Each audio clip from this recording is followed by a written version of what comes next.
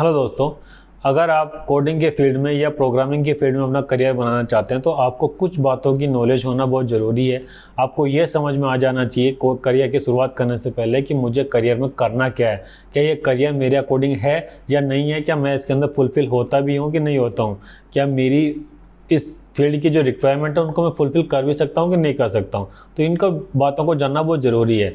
जैसे कि हमारे पास में कुछ पॉइंट्स होते हैं, जनरली लोग बोल देते हैं एक प्रोग्रामर के अंदर क्या होना चाहिए, एक पॉजिटिव एटीट्यूड होना चाहिए, क्विक लर्निंग एबिलिटी होनी चाहिए, उसका कम्युनिकेशन स्किल्स अच्छा होना चाहिए, उसको पजल्स को सोल्व करने में मज़ा आना चाहिए, उसका फोकस बहुत पिक्चर क्लियर होनी चाहिए उसके फोकस की कि मुझे करना है क्या है और क्या नहीं है। तो इन सब ये चीज़ें केवल बता दी गई हैं कि ये सब कुछ है, कहने में बहुत अच्छा लगता है पॉजिटिव एटीट्यूड। बोला हाँ मेरा तो पॉजिटिव एटीट्यूड रहता है, मैं तो कभी कुछ नेगेटिव सोचता ही नहीं हूँ, तो ये हो जाता है पॉजिटिव एटीट्यूड। तो क्विक लर्निंग एबिलिटी, तो भाई मैं तो कुछ भी सीख लेता हूँ, सब कुछ सीख लेता हूँ, कुछ भी मेरे सामने आता है तो मैं मतलब लर्निंग की पावर तो मेरी बहुत अच्छी है। कम्युनिकेशन स्किल तो मैं बातचीत तो सबसे कर लेता हूँ, तो मतलब मेरी कम्युनिकेशन स्किल जो बहुत अच्छी है।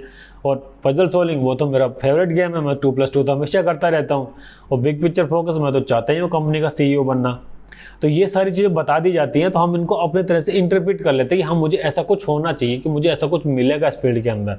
देखिए रियलिटी चेक आपको पता होना चाहिए। सिंस 2009 मैं एक प्रोग्रामर हूँ, मैं एक डेवलपर हूँ और मैं डिफरेंट डॉक्यूमेंट के अंदर काम कर चुका हूँ डिफरेंट क्लाइंट्स के साथ में। किस तरह के लोग आते हैं, किस तरह की प्रॉब्लम्स आती हैं, तो उसी बेस पे मैं आपके साथ में कुछ पॉइंट शेयर करना चाहता हूँ। जैसे कि जब हम बोलते हैं ना पॉजिटिव एटीट्यूड होना चाहिए, बिल्कुल नहीं, आपके सामने क्या होना चाहिए, आपका एटीट्यूड कैसा होना चाहिए, never give up attitude towards problem solving. अगर आप प्रॉब्लम से भागते हैं कि प्रॉब्लम्स को सोल्व नहीं कर पाते हैं तो आप एक प्रोग्रामर नहीं बन सकते। क्यों? क्योंकि जब आप किसी प्रॉब्लम में फंसेंगे तो आपको सोल्व करने की आपके अंदर खुद के अंदर होना चाहिए। आप बोलोगे गूगल पे सर्च कर लेंगे, गूगल पे सर्च क्या करना है ये भी तो आपको आना चाहिए, तभी तो गूगल आपको आंसर करेगा, अदरवाइज तो गूगल भी आंसर आपको नहीं करेगा। तो क्या होता है, किसी भी प्रॉब्लम को सोल्व करने की आपके अंदर मन के अंदर ललक ऐसी होनी चाहिए, जब तक ये प्रॉब्लम सोल्व नहीं होगी तब तक कुछ हो नहीं सकता। तो उसके लिए प्रॉब्लम को पीछे लगना पड़ता है, उसको समझना पड़ता है। तो ये होता है एक प्रोग्रामर का सबसे इंपॉर्टेंट की स्किल जो होती है ना, वो ये होती है कि आप प्रॉब्लम से लड़ना सीखो।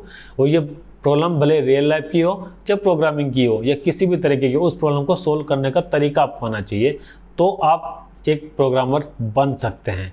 दूसरा, जब हम बोलते हैं ना क्विक लर्निंग एबिलिटी, तो उसकी जगह पे आपको ये पता होना चाहिए लॉन्ग सिटिंग कैपेसिटी। अगर कोई ये बोलता है कि यार मैं तो 1 घंटे से ज़्यादा सीट पे बैठ ही नहीं सकता, तो भाई आप प्रोग्रामिंग का फील्ड आपके लिए है ही नहीं। क्योंकि प्रोग्रामर सीट पे बैठे रहते हैं 6-6 घंटे, चलो 10-10 घंटे तक बैठे रहते हैं, केवल उसी सीट के ऊपर प्रॉब्लम में फंस जाते हैं। तो अगर आप लॉन्ग सिटिंग कैपेसिटी को नहीं कर सकते हो, आप नहीं बैठ सकते अपने चेयर के ऊपर एक जगह बैठ कर टिक कर काम नहीं कर सकते, तो ये फील्ड आपके लिए बिल्कुल भी नहीं है, आप इसके बारे में सोचना भी मत। तो ये दूसरी होगी। तीसरा है कि आपके अंदर self motivated for life long learning होना चाहिए। केवल कम्युनिकेशन स्किल से काम नहीं चलेगा कि बातचीत करने से काम चल जाएगा, क्योंकि आप सेल्समैन का रोल नहीं प्ले कर रहे हैं, आप यहाँ पे किसी प्रॉब्लम को सोल्व करने की बात कर रहे हैं। क्योंकि प्रोग्रामर का रोल क्या होता है, आपके सामने रियल लाइफ से रिलेटेड कुछ कुछ प्रॉब्लम्स आएंगी, तो आप उस इंडस्ट्रीज लेवल के आप उसको चीज़ों को सोल्व करोगे, आप उनको स्केलेबल बनाओगे कि हाँ किसी भी लेवल पर जाके प्रॉब्लम नहीं आएगी, हमेशा सोल्व ही रहेगी। तो इस तरह की प्रॉब्लम को सोल्व करने के लिए आपको नई चीज़ें सीखनी पड़ती है। नई चीज़ सीखना मतलब ये है क्या है कि आपको नई टेक्नोलॉजी सीखनी पड़ती है। जो आपको टेक्नोलॉजी जिसके अंदर आप एक्सपर्ट है उसके अंदर चेंजेज होते रहते हैं, उनको आपको इम्प्लीमेंट करना आना चाहिए, उनको आपको रेगुलरली पढ़ाई करनी पड़ती है, रेगुलरली उनको इम्प्लीमेंट करना पड़ता है। तो ये खुद को ही करना पड़ता है, कोई आपको करने के लिए नहीं कहता है कि आप ये करो, नहीं, ये खुद के अंदर ही इच्छा हो सकती होती है कि मुझे और सीखना है। क्यों सीखना है? क्योंकि अगर मैं सीखूंगा नहीं तो मैं मेरी पुरानी स्किल्स के साथ जो प्रॉब्लम को सोल्व करने के लिए बैठूंगा तो प्रॉब्लम सोल्व ही नहीं होगी। तो सोल्व करना है तो मुझे कुछ ना कुछ पढ़ना पड़ेगा। तो पजल सॉल्विंग से हमारा काम नहीं चलेगा। पजल सॉल्विंग क्या होता है, आपके सामने एक डेफिनेट एक बॉक्स बना दिया गया, उसके अंदर आपको कैलकुलेशन करके आपने सोचा कि 2+2 करके 4 कर दो, ये तो मेरा बहुत मनचाहा गेम हो गया। नहीं, जब रियल लाइफ के अंदर आप काम करते हो, प्रोग्रामिंग के फील्ड के अंदर आप काम करते हो, तो आपके पास उम्मीद करी जाती है कि आपके अंदर ये कैपेबिलिटी होनी चाहिए कि आपके सामने कॉम्प्लेक्स प्रॉब्लम भी जब आती है तो आपको ईजीएस्ट वे के अंदर आप सोल्व करके दो। ईजीएस्ट वे के अंदर सोल्व करने का मतलब क्या है, जो प्रॉब्लम बंदा आपके सामने लेकर के आया उसको सोल्यूशन ऐसा होना चाहिए कि उसको समझ में आ सके। कॉम्प्लेक्स प्रॉब्लम का कॉम्प्लेक्स सोल्यूशन तो कोई भी दे सकता है, ये तो बुक्स के अंदर भी लिखा हुआ है कि हाँ ऐसा कुछ आया तो ऐसा कर दो, लेकिन ऐसा आया तो ऐसा कर दो, उसको इम्प्लीमेंट कैसे करना है ताकि एंड यूजर्स को काम कर सके।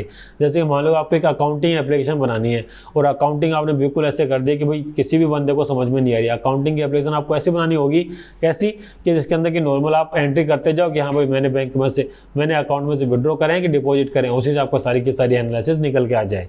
तो ये एक छोटी सा एग्जांपल हो गया। तो इस तरह की कोई प्रॉब्लम आएगी तो आपको उसको डेवलप ऐसे करना है कि आपको जो एंड यूजर है उसको बहुत ईजी तरीके से उसको यूज कर सके, ना कि उसके अंदर आपने इतने सारे स्टेप्स डाल दिए कि वो कॉम्प्लेक्स हो गया कि वो तो सोचे इससे ज़्यादा मैं मैनुअली काम कर लेता। मैनुअल काम को आपको ऑटोमेट करना है, कंप्यूटराइज करना है, तो आपको उस काम को ईजी करना होता है, ना कि टफ। तो ये आपके अंदर कला होनी चाहिए कि ईजिएस्ट वे निकालने आनी चाहिए।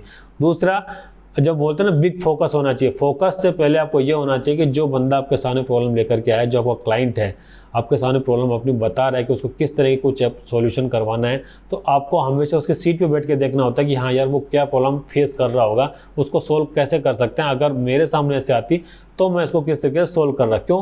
क्योंकि वो आपको केवल अपनी प्रॉब्लम्स बता सकते हैं, सॉल्यूशन तो आपको ही देना होगा। अब बात आती है कि ये सारी चीज़ें हैं, तो अब मुझे प्रोग्रामिंग बनने के मैंने सोच लिया कि हाँ ये सारी कैपेबिलिटीज़ मेरे अंदर हैं, तो अब मैं प्रोग्रामिंग करने के लिए क्या करूँ।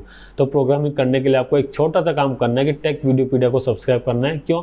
क्योंकि हम वहाँ पर बेसिक प्रोग्रामिंग से सिखा रहे हैं कि प्रोग्रामिंग होती क्या है, और सबसे पहले जो लैंग्वेज आपको सीखनी चाहिए वो सीखनी चाहिए सी। तो सी लैंग्वेज को यशवंत कानितकर की जो बुक है लेटर से, उसको हम सोल्व कर रहे हैं, और आगे की आने वाली सीरीज़ के अंदर आप एक फुल स्टैक डेवलपर बनने का जो रोड मैप होता है उस पूरे को हम फॉलो करते हुए आपको बल्कि एक परफेक्ट प्रोग्रामर बना करके छोड़ेंगे।